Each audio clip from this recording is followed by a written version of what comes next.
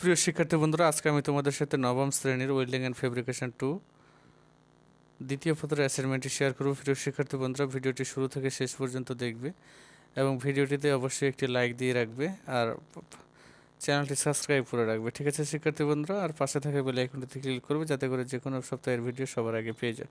তো শিক্ষার্থী বন্ধুরা, আমরা কথা না বাড়িয়ে ভিডিওটি অল্প সময়ের মধ্যে করব, কারণ ভিডিওটিতে আমি তোমাদের শুধুমাত্র দেখিয়ে দিচ্ছি। বড় ভিডিওগুলো তোমরা দেখো না, এতে করে ভিডিওর র্যাঙ্ক কমে যাচ্ছে।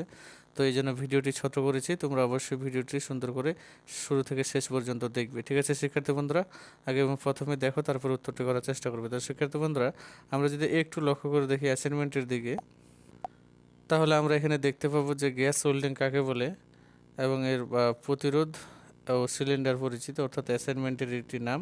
তো আমরা অ্যাসাইনমেন্টের নামের জায়গায় এইটুকু অংশ লিখবে। ঠিক আছে শিক্ষার্থী বন্ধুরা, এরপরে আমরা প্রথম যে স্টেপটি, এটির যখন অ্যান্সার করতে যাব তখন আমাদেরকে এটি মূলত হেডলাইন হিসেবে লিখতে হবে এবং 4 মার্ক পেতে হলে আমাদেরকে এটি অনুসরণ করতে হবে। দেখো এখানে বলা হচ্ছে যে গ্যাস ওয়েল্ডিংকালে সম্ভাব্য বিপদ সময়ের 6টি নাম সহ সঠিকভাবে ব্যাখ্যা করতে পারলে, তো এই 6টি সম্ভাব্য বিপদ আমরা লেখার চেষ্টা করব বই থেকে।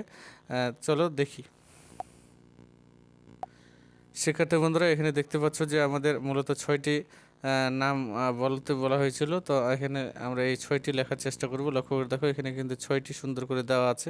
তো আমি তোমাদেরকে যেভাবে দেখিয়ে দিলাম সেভাবে লিখবে এবং এখান থেকে এই যে ইংলিশ কথাটুকু অ্যাভয়েড করবে, অর্থাৎ লিখবে না। ঠিক আছে শিক্ষার্থী বন্ধুরা, এভাবে যদি তোমরা লিখতে পারো তাহলে অবশ্যই এখানে 4-এর মধ্যে 4 পাবে, কোনো রকমের সন্দেহ নেই। তো শিক্ষার্থী বন্ধুরা, এবার আমরা তার পরবর্তী স্টেপটি দেখব। প্রিয় শিক্ষার্থী বন্ধুরা, তোমরা এখানে দেখতে পাচ্ছ গ্যাস ওয়েল্ডিংকালের সম্ভাব্য বিপদ সময়ের কারণ সমূহ ব্যাখ্যা করতে বলছে। তো গ্যাস ওয়েল্ডিংকালের সম্ভাব্য বিপদ সময়ের 6টি কারণ যদি আমরা লিখতে পারি তাহলে আমাদেরকে 4 মার্ক দেওয়া হবে। তো চলো আমরা এই 6টি কারণ দেখে নিই, বই থেকে দেখে নিব এবং বই থেকে হুবহু লেখার চেষ্টা করবো।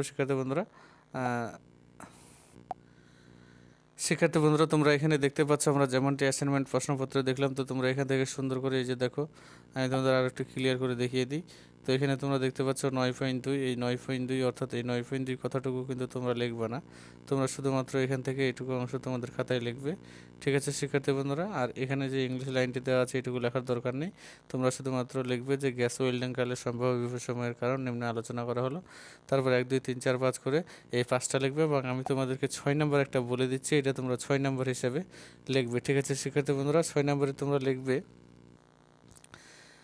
যে এটি দীর্ঘক্ষণ চোখে দেখার ফলে চোখ থেকে পানি বের হয় এবং এটি চোখ নষ্ট হওয়ারও কারণ হতে পারে।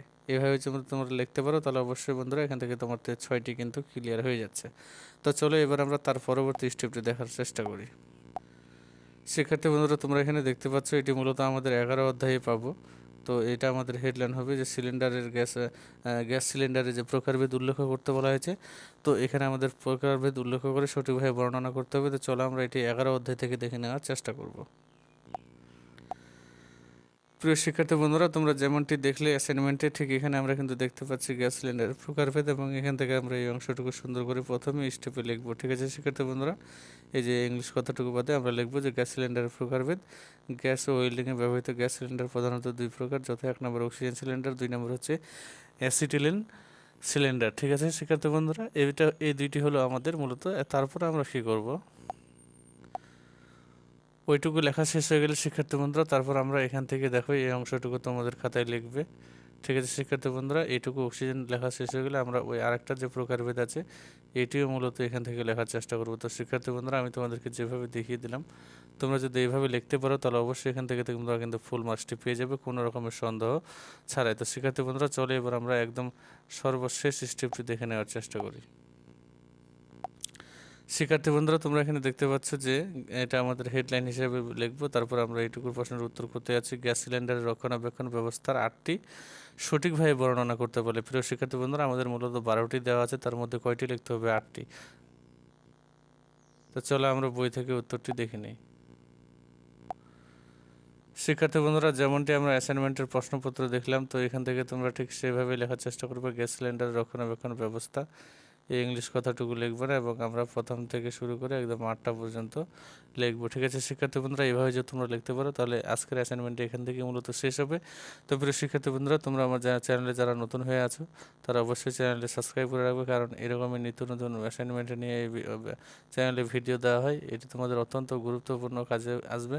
তো প্রিয় শিক্ষার্থী বন্ধুরা, যদি অ্যাসাইনমেন্টের প্রশ্নপত্রটি বুঝতে বা অ্যাসাইনমেন্টের উত্তর বুঝতে কোনো সমস্যা হয় তাহলে অবশ্যই আমাকে কমেন্ট বক্সে কমেন্ট করে জানাবে। আর যদি তোমার ভালো লাগে থাকে তাহলে কমেন্ট বক্সে একটু ভালো কমেন্ট করে যাবে। তো শিক্ষার্থী বন্ধুরা, আজকে এখান থেকে সবাই ভালো থাকো, সুস্থ থাকো, খোদা হাফেজ, সকলকে অসংখ্য ধন্যবাদ।